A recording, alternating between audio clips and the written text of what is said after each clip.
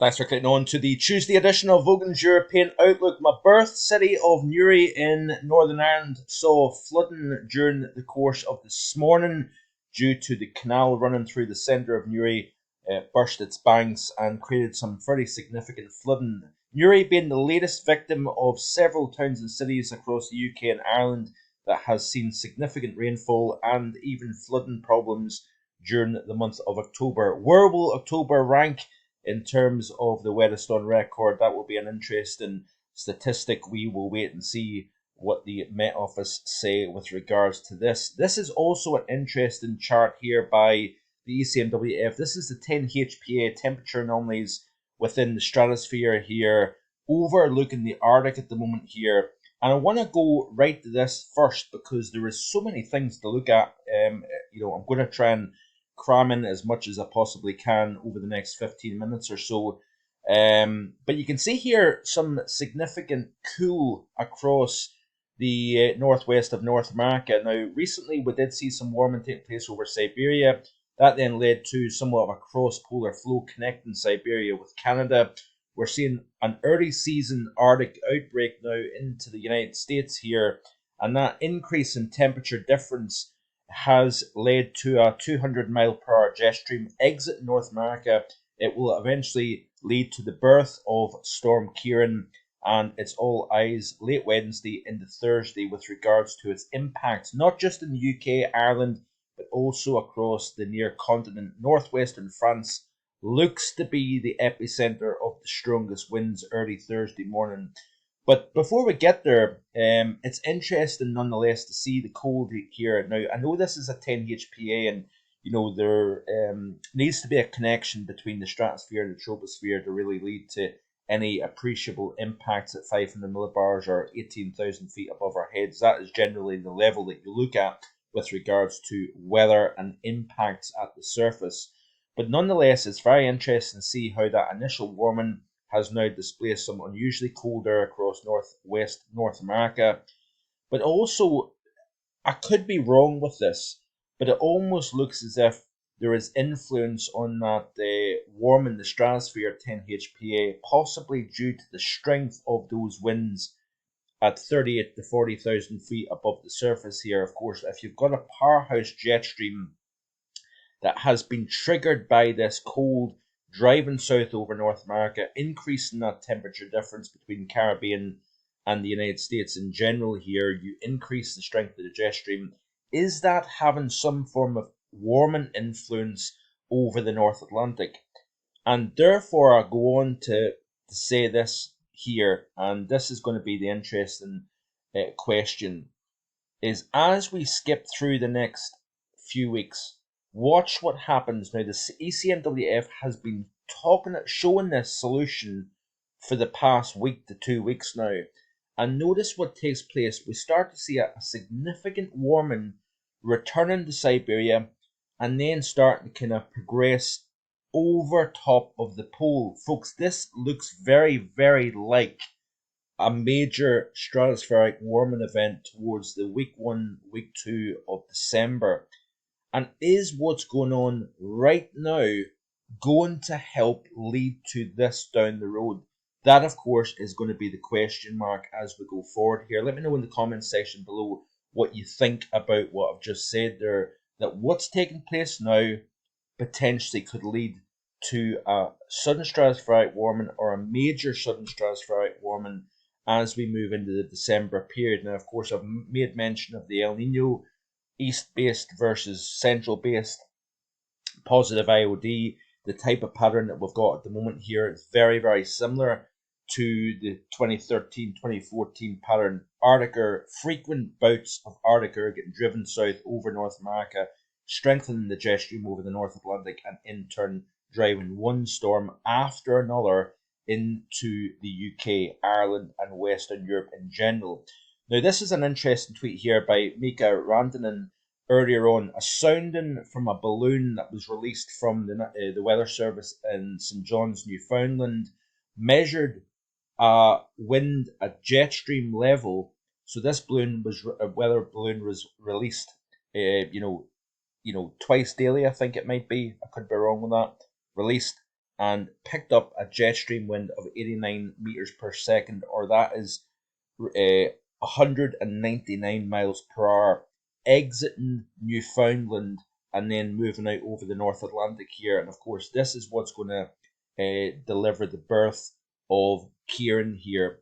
But there's several factors to take into consideration. As we drive this across the North Atlantic, there is higher pressure over the eastern side of Europe here at the moment. What that's going to do is it's going to, as that gets driven eastwards here, the air itself is going to start to pick up the resistant influence of this high over southeastern Europe, and is going to force this jet to lift north over the North Atlantic, but then in turn force it to dip south to the southwest of the UK and Ireland. And that is essentially all this piling up of air that is going to help deepen the storm Ciaran here. But I want to specifically show you this in particular.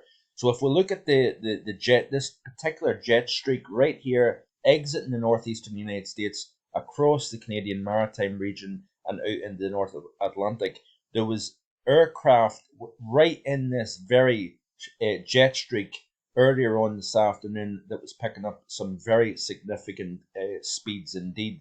Now, if we look at this chart here of flight radar, you can see here, this is the current air traffic across the North Atlantic here. And if we pick that very area that recorded that 199 mile per hour jet stream earlier on at 12Z today, you can see here, if we look at the information coming off these aircraft here, you can see the winds, the speeds that these airplanes are traveling at. So this particular aircraft here, Cargo Lux, is over currently. So this is live as of recording.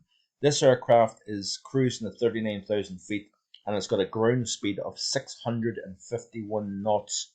Now, if you then look at what 651 knots would be in miles per hour, you see it's racing at close to 750 miles per hour. Now, to put that into perspective, folks, a typical cruising altitude of a 38 to 40,000 foot aircraft traveling usually would be at around 500 miles per hour, 450, 500 miles per hour. So you're basically essentially saying that these airplanes traveling within that jet core is flying at 200 to 250 miles per hour faster than normal. And of course, that then shaves off a flight time of approximately an hour and a half off what would typically be expected. But what is also interesting is you've got aircraft that is traveling in the opposite direction, so it's actually facing the jet stream winds here. And what you've got is aircraft that is flying at a slower speed than typically would be expected here. So I'm trying to pick out some of the information here. This aircraft in particular, I don't have any information with regards to the details, but it's traveling at a ground speed of 310 knots. So if you look at the correlation, so 310 would then correlate to 356 mile per hour. Now, I know it's a smaller aircraft and there's all sorts of variables that need to get taken into consideration, but this is fascinating that almost the planes flying westbound is double the speed of aircraft flying eastbound here within that jet core. So fascinating stuff going on over the open Atlantic at this moment due to that very powerful jet stream. This is, of course, just two examples of multiple examples of what's going on at this very moment in time. And as we press through the remainder of today, you can see here that we've got that very strong jet stream wind exiting North America, crossing over the North Atlantic, and then, of course, as you've got higher pressure further east over Europe here, that then forces the jet stream to respond. You get an arm of that jet stream that's lifted northwards. As it starts to buckle, then of course you have the development of Storm Ciaran. That rapidly deepens on approach to the southwest UK, northwestern France, as we move later tomorrow and into Thursday morning here, if only the map would up. So here's a perfect example of that. There's the jet stream now starting to buckle. This piece here lifting north towards Greenland, We've got the other piece here dropping south here, and of course right at that dip, right at the base of the trough, you've got a speed max of 200 knots,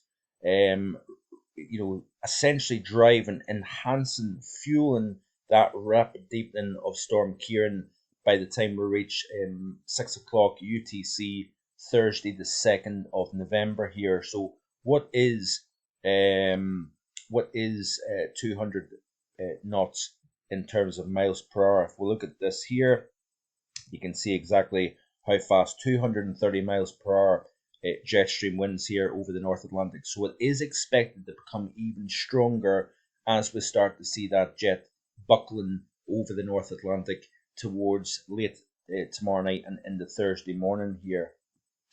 Let's move on to the individual model overview chart here for the next 24 to 48 hour solution here. So this is off the GFS. You can see here a band of heavy rainfall making for a rather wet Halloween night indeed across the majority of the British Isles here. As that moisture then bumps into some cooler air across the Highlands, we are going to see an outbreak of snow above probably about maybe 3,500 feet, of course.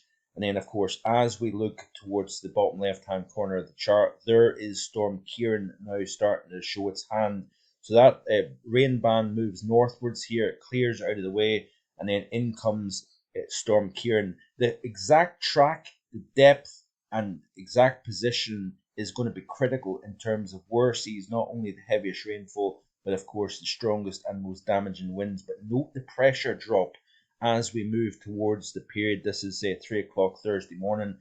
Central pressure along the south coast of Cornwall, Devon, 951 millibars. That's approaching the November record for the UK, by the way, of 949 millibars set at Aldergrove Airport in Northern Ireland.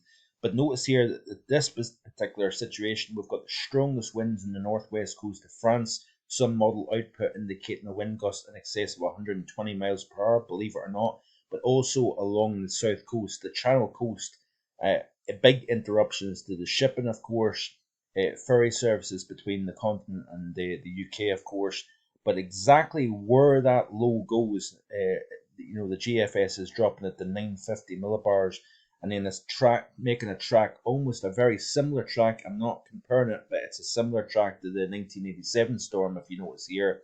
And what we're going to see is severe gale force winds along the south coast. Then as that area of low pressure slowly moves up through East Anglia and out into the North Sea, we're going to get strengthening winds turning more out of a northwesterly direction. All the while, we're going to see heavy rainfall getting driven into the south. Then, of course, on the northern side, we've got, of course, the flood-prone areas of northeast England, the Scottish borders, Fife, Tayside, Angus, Aberdeenshire. Heavy, persistent rainfall through the course of Thursday is going to cause issues. And all the while, we're going to have a very, very windy day across the southern half of the British Isles, even Ireland as well, and of course the north of France. The problem is that even with this system, it's not going to clear anytime soon. So even into the early hours of Friday morning, you notice here that we continue with heavy rainfall rotating around this very deep area of low pressure. Pressure still at 955 millibars according to GFS. Notice here that we've got these easterly gales on the north side of the low, and that is driving heavy rainfall, gale force winds into the eastern side of Scotland here. So more flood problems is inevitable with this situation because it's coming up against the resistance of higher pressure both to the north and to the east. Then as that system eventually starts to fill, we've got yet another deep area of low pressure, not quite as strong as Storm Ciaran, but nonetheless is going to cause more issues across many parts of the British Isles towards the early portion of this upcoming weekend here. So wild situation coming up over the next few days. Tomorrow's video will look at in-depth look at the influence and impacts that Storm Ciaran will bring to the UK, Ireland, and also the near continent here. The strongest winds inevitably going to be northwestern France, winds in excess of 100 miles an hour. The Channel Islands may see 100 mile an hour winds. 75 to 85 mile per hour, I think, is pretty inevitable along the south coast of England in the upcoming Wednesday night and into Thursday morning time frame. Stay tuned, like, share, and subscribe, and I'll see you again tomorrow.